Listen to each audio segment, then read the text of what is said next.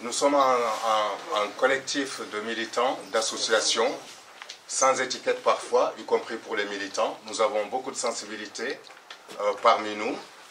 Nous sommes réunis ici aujourd'hui à Sancy, dans le domaine universitaire de Nantes, où des étudiants, la population, des syndicats professoraux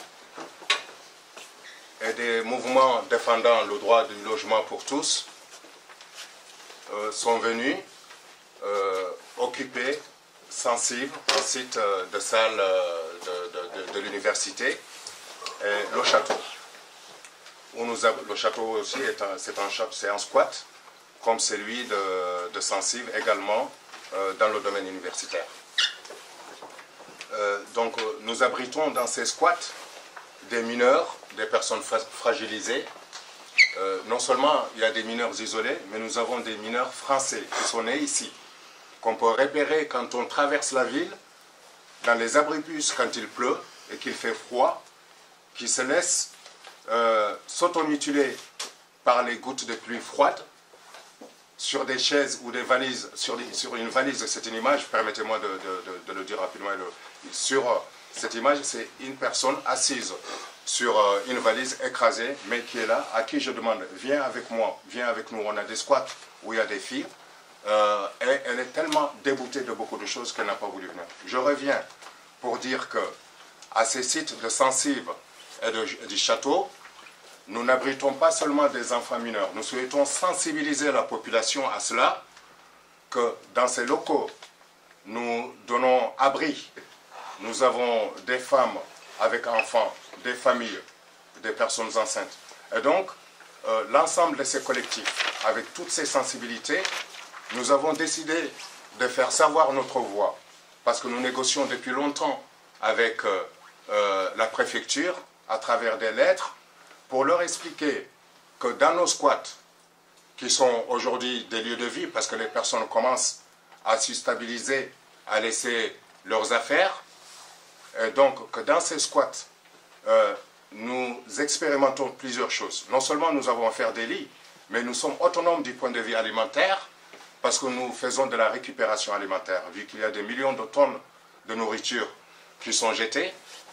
Nous assurons notre propre sécurité, nous sommes non violents, nous sommes pacifistes, et que donc, quand nous recevons des menaces comme celle d'il y a quelques jours où la préfecture annonce qu'elle va venir déloger des personnes auxquelles elle n'a pas offert de l'abri et que nous les abritons, on lance un appel à la population qui a déjà démontré sa volonté de trouver une alternative aux politiques publiques aujourd'hui obsolètes, qui n'offrent pas un lit aux personnes, et que ceux qui sont volontaires, militants pour leur offrir des lits, sont considérés comme des ennemis. Parce que nous avons des militants qui ont été, sur lesquels on a marché avec des rangers. On a des militants qui ont pris des coups de poing à la bouche. Ils n'ont rien fait, ils ont juste apporté une solution alternative aux politiques obsolètes des pouvoirs publics à ces personnes. C'est pourquoi on en est au point où on lance un appel à la population pour ne pas lâcher sa solidarité, parce qu'elle a prouvé que ces personnes peuvent être aidées, prises en charge. Je vais passer à l'étape suivante. On va lire un texte, parce que l'ensemble de ces militants, y compris des étudiants, les jeunes mineurs eux-mêmes, ont décidé de faire savoir à la population notre cause pour qu'elle vienne nous défendre. Parce que quand la police annonce qu'elle va venir déloger les gens, c'est qu'il y a derrière les murs, que la population, si elle ne le sait pas, c'est des enfants mineurs, des femmes enceintes, des familles. Donc, nous avons déjà à mémoire l'affaire et la série Rémi Fraîche. Nous nous sentons menacés en danger, parce que seul avec la police, parce que nous ne comptons pas sortir de ces squats facilement. On va y rester, on va se défendre. On appelle à la population de venir avec nous. Donc le syndicat, il y a des syndicats qui ont écrit, des étudiants, l'organisation des jeunes, Ici, on a des textes préparés qui vont être lus soit par n'importe qui, par les jeunes mineurs eux-mêmes ou moi, pour s'adresser à la population. Donc, si quelqu'un veut bien lire...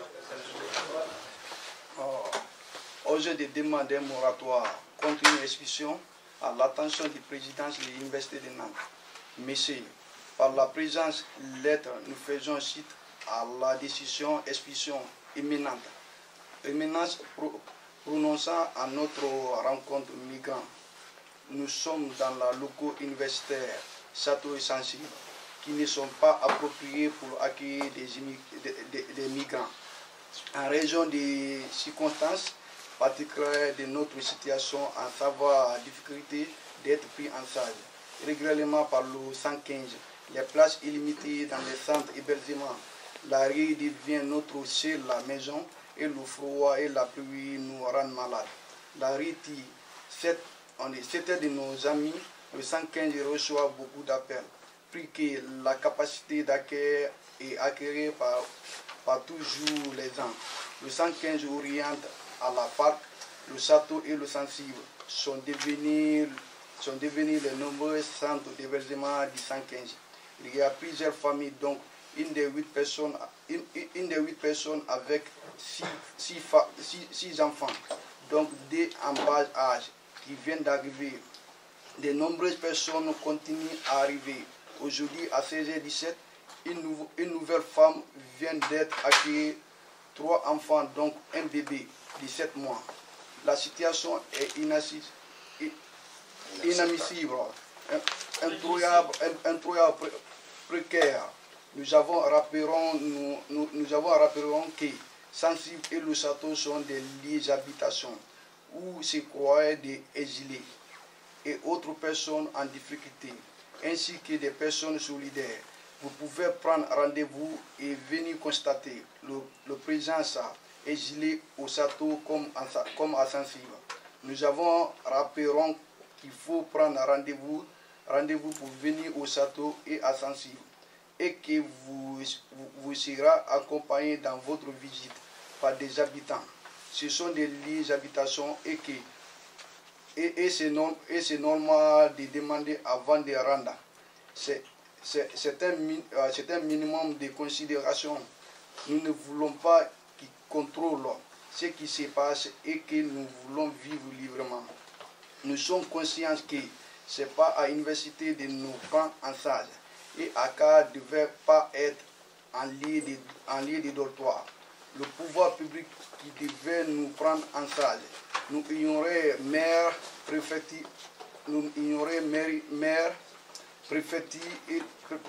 et département. Nous sollicitons votre bonne compréhension afin de nous accorder un moratoire de quelque temps. De cette période hivernale, en vue de trouver une solution à notre situation. Nous avons tenons à votre disposition pour éventuelle information de votre part. En vous remerciant de l'attention que nous porterons à notre requête. Veuillez agréer, Monsieur le Président, expression de nos salutations distinguées.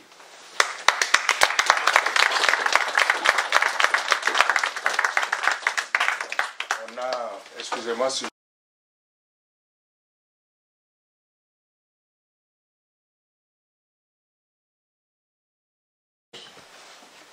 Des étudiants et des personnels de l'Université de Nantes se mobilisent en nombre croissant depuis 3 semaines contre la loi Orientation et réussite des étudiants qui instaure une sélection à l'entrée en licence à l'université et la fin des compensations entre modules. Les modalités d'action prenaient des formes diverses: grève, information des étudiants et collègues, discussions publiques, manifestations de rue, débrayage dans les cours, blocage de certains bâtiments. Le président de l'Université de Nantes tente depuis le début de s'opposer à ces mobilisations en procédant systématiquement à des fermetures administratives de bâtiments lorsque des journées d'action sont annoncées. Mais jeudi soir, le 15 février, un pas décisif a été franchi par l'annonce à tous les personnels et aux étudiants que le président avait, je cite, demandé à la préfecture d'envisager des conditions d'intervention optimales afin de lever les blocus et permettre de sécuriser l'entrée dans les bâtiments pour tous nos étudiants et personnels, procéder à la libération de nos amphithéâtres et nous permettre de réaccéder librement au château du Tertre et à la Sensive occupée, actuellement par des migrants et les collectifs qui les accompagnent. Les sections syndicales FSU et Sud de l'Université de Nantes condamnent fermement l'amalgame fait par le président de l'université entre l'hébergement provisoire des mineurs isolés et la lutte contre la sélection à l'université. Ces deux luttes ont toujours été dissociées et les personnels et étudiants mobilisés pour chaque cause ne les confondent pas. En aucun cas, il n'est admissible de prétexter la conduite d'individus isolés en marge du mouvement pour justifier le recours à la violence policière contre le mouvement et la lutte pour la défense d'un service public ouvert à toutes et à tous. La présence policière déjà très disproportionnée dans la rue ne doit pas envahir le campus. En conséquence, nous nous opposons absolument à toute intervention de la police à l'université. Nous nous opposons également à l'expulsion des migrantes hébergés à l'université. Certes, les locaux universitaires ne constituent pas une solution idéale ou pérenne, mais le problème ne pourra pas être réglé par une expulsion brutale sans que des solutions de relogement soient trouvées préalablement par les autorités, c'est-à-dire l'État, le département, la communauté urbaine. Nous tenons enfin à réaffirmer notre attachement à une université qui soit un lieu d'échange, de confrontation intellectuelle, de divergence, dans le respect de tous, donc ouverte et sans police. Nous, étudiants et étudiantes, nous nous prononçons contre toute forme d'exclusion, de répression et de sélection.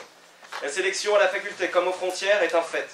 Et la sélection aux frontières est un fait géopolitique raciste, impérialiste et capitaliste. À Nantes, le département, la région et la ville n'en a que faire de nos frères et sœurs isolés, mineurs et jeunes majeurs qui sont à la rue. Trop de gens à la rue. À la faculté, nous avons décidé, avec des collectifs, des étudiants et des étudiantes, d'occuper le base Sensive et l'université. Les intimidations, comme celle qu'a fait la présidence, ne nous feront pas taire. Et sur la fac, nous pouvons témoigner qu'il n'y a aucun problème avec toute forme d'occupation, bien au contraire. Des liens se sont tissés, des cours et des échanges, d'un côté comme de l'autre, se sont menés. Nous sommes pour une université populaire ouverte à toutes et tous. Et l'université ne peut que mieux se porter ainsi. En aucun cas, nous n'accepterons la police sur notre campus. Il est inacceptable de voir la police encore une fois. Nous les voyons assez dans nos quartiers, dans nos rues, au travail, partout, en grève, en manifestation, aux frontières. Et même on apprend encore qu'à Nice, dans des écoles primaires, les flics vont arriver. Nous n'accepterons pas la flicaille, non à la flicaille sur nos lieux de lutte. Nous nous opposerons à toute forme d'expulsion, à toute expulsion de nos camarades qui habitent et qui occupent ici. Nous réclamons les beaux-arts, vive la solidarité.